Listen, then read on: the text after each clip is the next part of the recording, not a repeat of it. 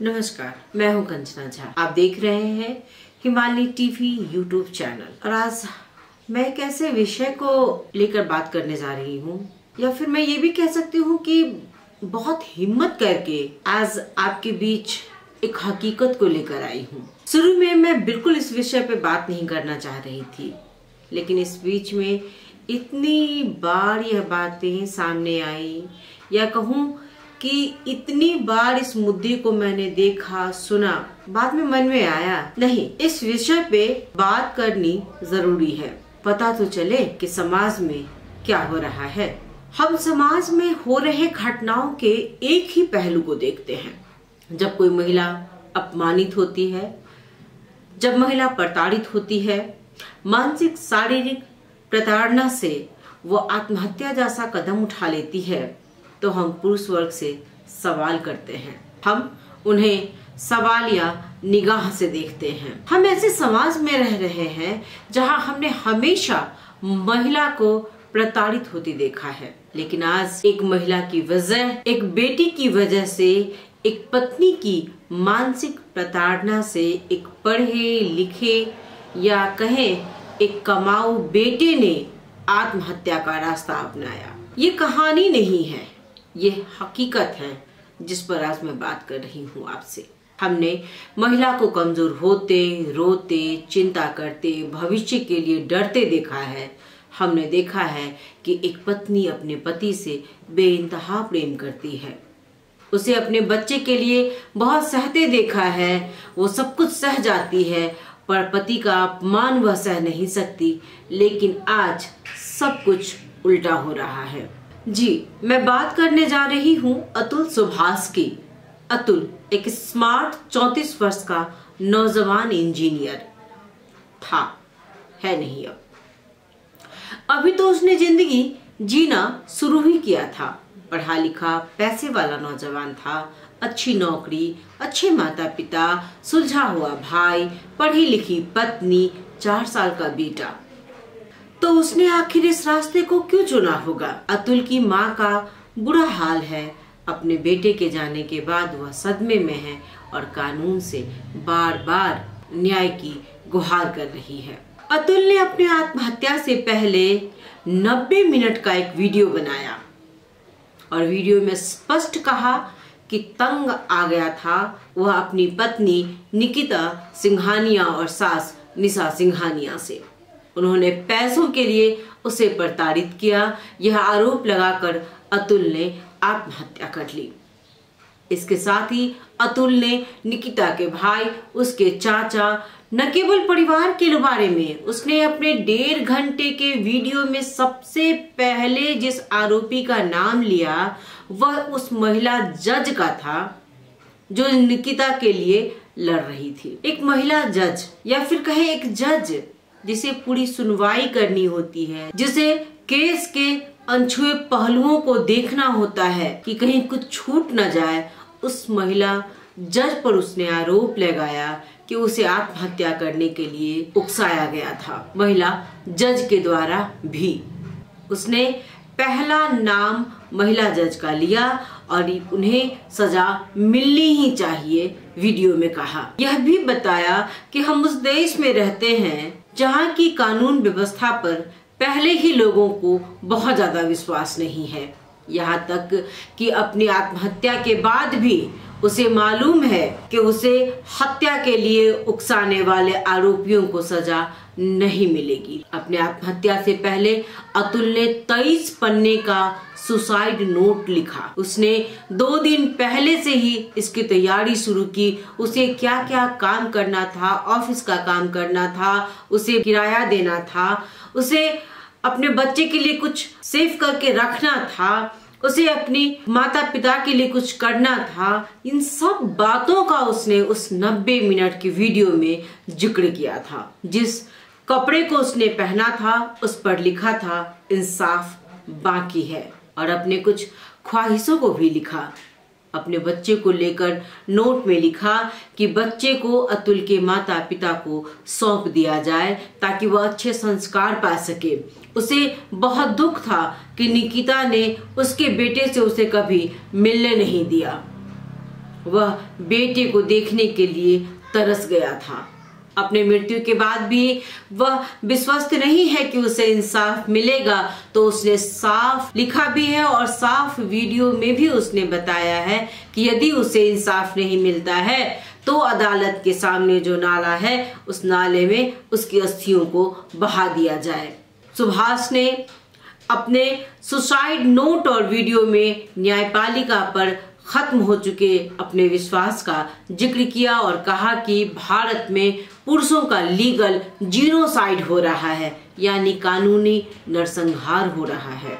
अब उस रिश्ते की बात करें जिस रिश्ते पर अतुल ने उकसाने का आरोप लगाया है। दो ऐसे रिश्ते, बहुत खूबसूरत रिश्ते हैं दोनों ही, एक पत्नी और दूसरी सास। ये दो ऐसे रिश्ते जिनके बारे में यहाँ कहना बड़ा अजीब लग रहा है मुझे। पति में लाख बुराइयां होती हैं, वो माफ कर देती है। सास कभी अपने दामाद को लेकर बुराई सुन ही नहीं सकती है। उसे हमेशा ऐसा लगता है कि उसका दामाद जैसा तो कोई है ही नहीं दुनिया में। हमेशा तो हमने यही देखा सुना है, लेकिन यह केस बिल्कुल अलग है। वैसे तो आत्महत्या को लेकर के कहा गया है कि यह आत्महत्या कायर लोग ही करते हैं, लेकिन अतुल जैसा पढ़ा लिखा नौजवान अगर इस कदम को उठा लेता है तो फिर समाज को सोचने की भी जरूरत है। समाज में इस बात पर गहन विचार की आवश्यकता है। मैं बहुत कम समय में पूरी केस पर बात कर रही हूँ। अतुल की शादी 2019 में निकिता के साथ हुई थी। उसकी पत्नी और उसके पूरे परिवार ने उन्हें कई संगीन झूठे मामलों में फंसाया था। इससे अतुल बहुत परेशान रहने लगा था। उसे कोई रास्ता नजर नहीं आ रहा था। उसे लगने लगा कि इस परेशानी से अगर कोई उसे निकाल सकता है तो वह स्वयं है। न वो रहेगा न उसे परेशानी होगी, क्योंकि अगर वह जिंदा रहा तो केस कभी खत्म नहीं होगा। निकिता पैसे के लिए उसे चैन से जीने नहीं देगी, बच्चे से मिलने नहीं देगी, तो वो परेशान ही रहेगा। उसने कहा भी है वीडियो में कि उसके पैसे को लेकर निकिता मजबूत बनेगी। इससे तो बेहतर है कि वो रहे ही नहीं। सो उसने अपनी जिंदगी खत्म कर ली। अपने खिलाफ दायर कई मुकदमों में न्याय का इंतजार करते करते बेंगलुरु के 34 वर्ष के एक सॉफ्टवेयर इंजीनियर अतुल सुभाष इतना टूट गए कि उन्होंने खुदकुशी कर ली। अतुल सुभाष का शव बेंगलुरु के उनके अपार्टमेंट में फंदे से लटका हुआ पाया गया। वो वैवाहिक जीवन के व्यक्तिगत तनाव से जूझ रहे थे। अपने खिलाफ दायर कई मुकदमों से वो काफी परेशान थे। वैसे ये भी सच है, उन्होंने अपने वीडियो में इस बात का जिक्र किया है कि विवाह के कुछ दिनों के बाद ही निकिता ने उन्हें बताया था कि वह शादी नहीं करना चाहती थी, लेकिन पिता की बीमारी की वजह से उसने परिवार की बात रखी और शादी कर ली। अगर उसकी इच्छा नहीं थी तो उसे खुलकर शादी से पहले ही इनकार कर देना चाहिए था, लेकिन जब विवाह हो गया तो फिर इस बात का कोई अर्थ नहीं रहता है। मनमुटाव होना, पति पत्नी में हल्के फुल्के झगड़े हमेशा से होते आए हैं, लेकिन यह भी सच है कि यह बहुत ही खूबसूरत रिश्ता है जहाँ कुछ ही पलों के बाद सब कुछ ठीक हो जाता है। लेकिन यहाँ ऐसा कुछ नहीं होता है, क्योंकि यहाँ बात पैसे की थी। यहाँ पैसे के लिए एक पत्नी अपने पति को छोड़कर चली जाती है, तलाक के साथ बहुत तरह के केस भी कर जाती है। यहाँ तक कि निकिता ने अपने पिता के मौत का कारण भी अतुल को ही बताया और इसके लिए भी उसने एक केस बनाया अतुल पर।